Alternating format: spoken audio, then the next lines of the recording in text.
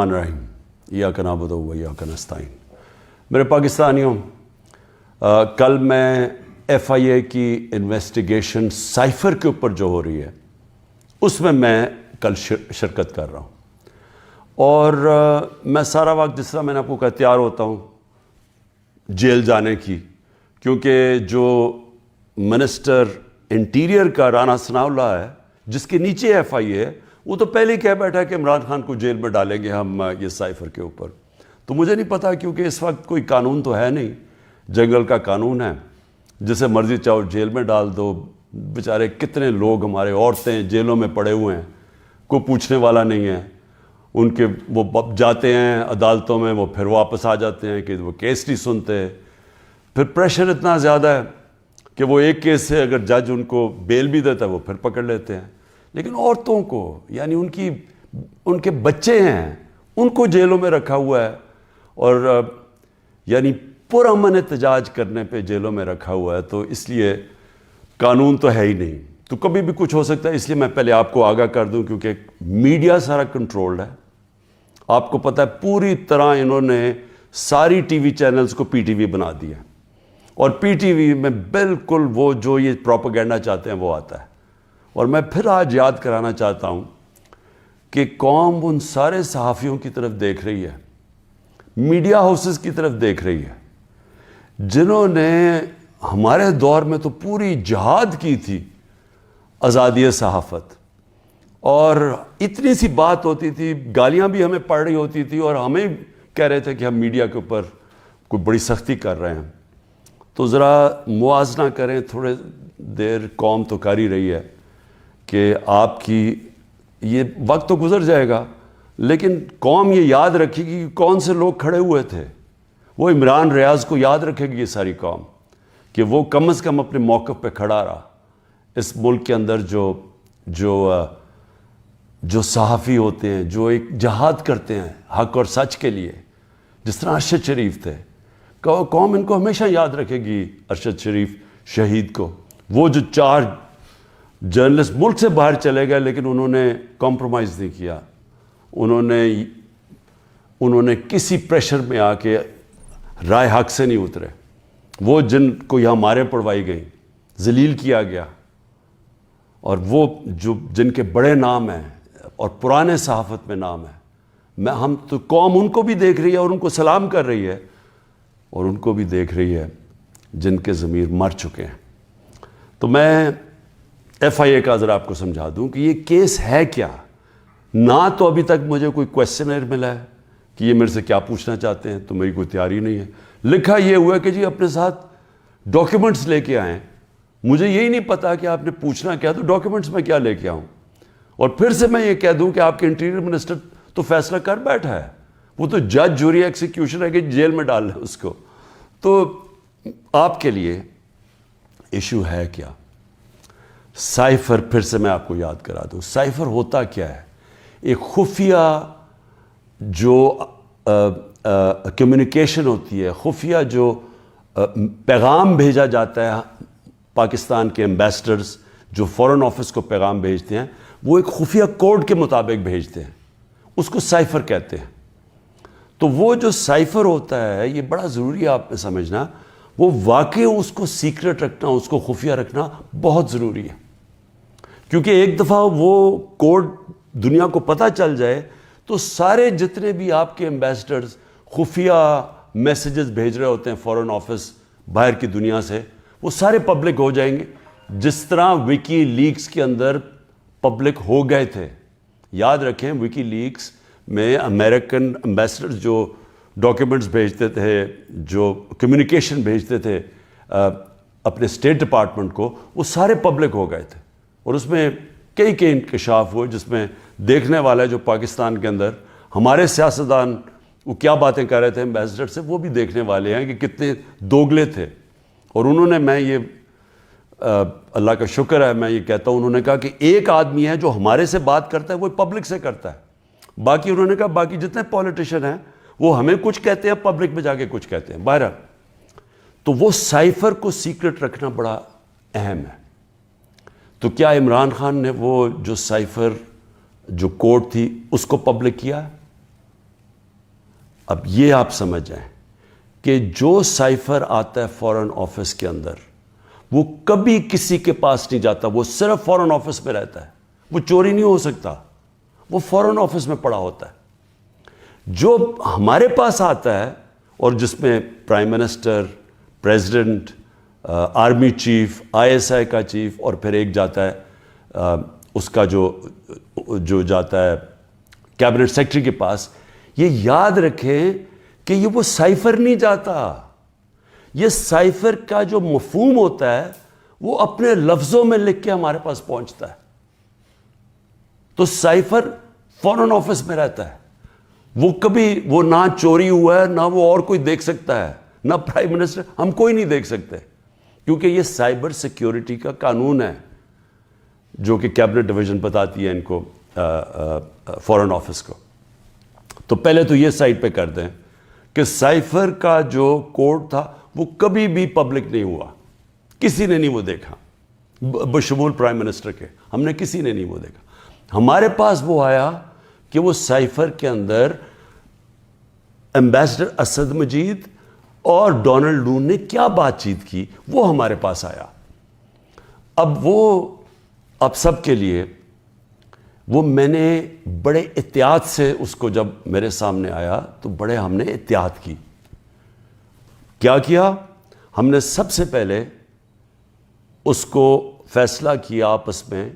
کہ ہم یہ پبلک نہیں, ابھی اس کے اوپر بات نہیں کریں گے, کیونکہ OIC کی کانفرنس تھی پاکستان میں 22 اور 23 مارچ کو, تو سائفر آ چکا تھا 6 مارچ کا. ہم نے اس کانفرنس کی وجہ سے ہم چپ کر کے بیٹھے رہے کہ کیونکہ باہر سے منسٹر آ رہے ہیں اور شور میں جاتا ہے اس کا, تو ہم نے کہا ملک کو نقصان پہنچے گا. حالانکہ جو سائفر کے اندر چیزیں ہیں وہ میں آپ کو بتاؤں, اس سے بڑا نقصان ملک کو کیا پہنچنا تھا کہ پوری سازش ہوئی گورنمنٹ گرانے کی, رجیم چینج کی. 27 تاریخ کو میں نے جلسے میں جو ایک کاپی لہرائی وہ سائفر نہیں تھا, جو سائفر کے اندر پیغام تھا,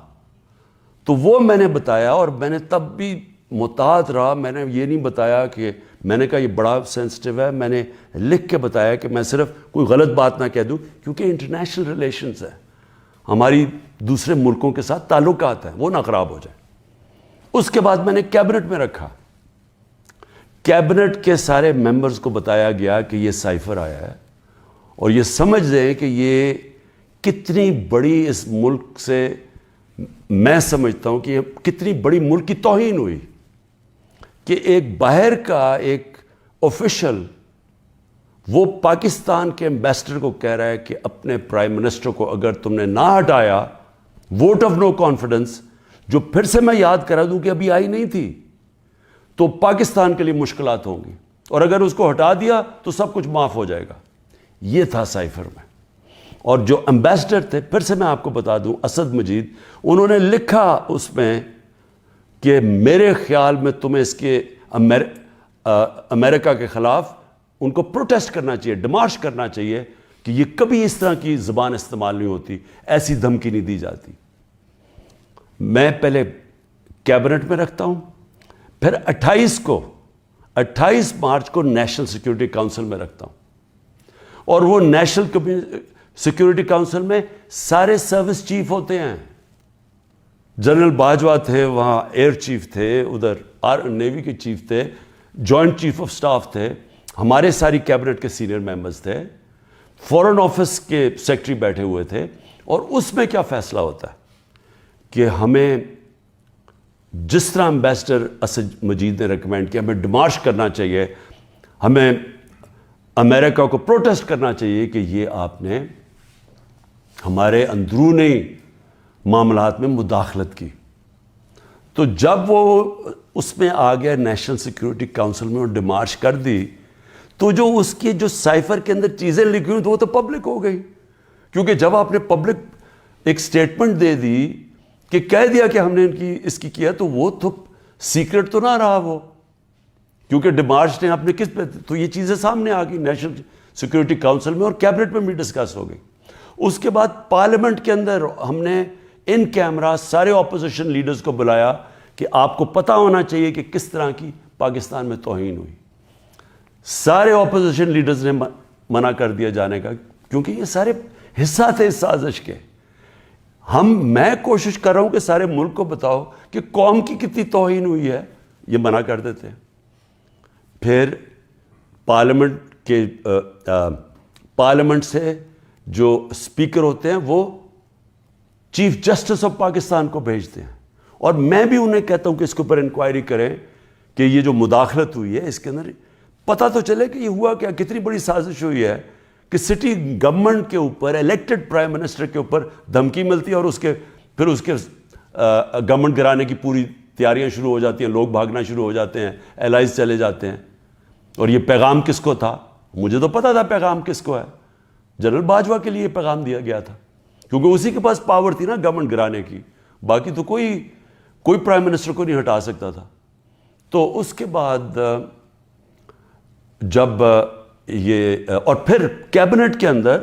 ہم نے اس کو ڈی کلاسیفائی بھی کر دیا. تو مجھے ابھی تک یہ نہیں سمجھ آ رہی کہ ایف آئی اے چاہتی کیا ہے,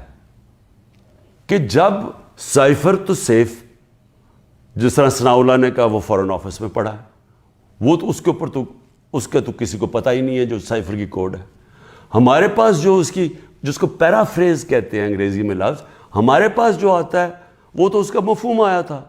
اور وہ جا کے نیشنل سیکورٹی کاؤنسل اور کیبنٹ میں جب رکھا اور بعد میں ڈی کلاسیفائی بھی کر دیا, تو وہ تو پھر ایک سیکرٹ ڈاکیومنٹ نہیں رہا. اب اصل چیز پہ آ جائیں کہ کیا کسی ملک میں کوئی بتا سکتا ہے, ہمارا تو 25 کروڑ کی آبادی ہے, کسی 50 لاکھ کی آبادی, چھوٹے چھوٹے نیوزی لینڈ جیسے شہر, چھوٹے سے یعنی ملک, اور کتنے ہیں ایسے, ہالینڈ ہیں, چھوٹے چھوٹے شہر ہیں, چھوٹی چھوٹی آبادی ہے. کوئی تصور کر سکتا ہے کہ کسی ملک سے, امریکہ کا کوئی بھی جس طرح آفیشل, وہ جا کے اس کے ایمبیسڈر کو کہے کہ اپنے پرائم منسٹر کو گرا دو, نہیں تو ہم تمہیں یہ کر دیں گے. جب امریکہ نے رجیم چینج کیا ہے پہلے, تو جو خود ہی ان کے سی آئی اے کے اور MI6 کے جو پیپرز ڈی کلاسیفائی ہوئے ہیں, ان میں کیا چیز نکلی؟ مصدق کی گورنمنٹ گرائی گئی, رجیم چینج کیا گیا 1950 کی دہائی میں, تو وہ تو کوئی سائفر نہیں بھیجا وہاں, وہ تو کوئی ایمبیسڈر سے پیغام نہیں بھیجا, وہ تو پہلے پوری سازش کی گئی اپوزیشن کے ساتھ مل کے, میڈیا کے ساتھ میڈیا پہ پیسہ چلا, پہلے اس کو برا بھلا کہا گیا, اور پھر ان کے آرمی چیف کے ذریعے اس کی گورنمنٹ گرا دی. اور پھر دوسری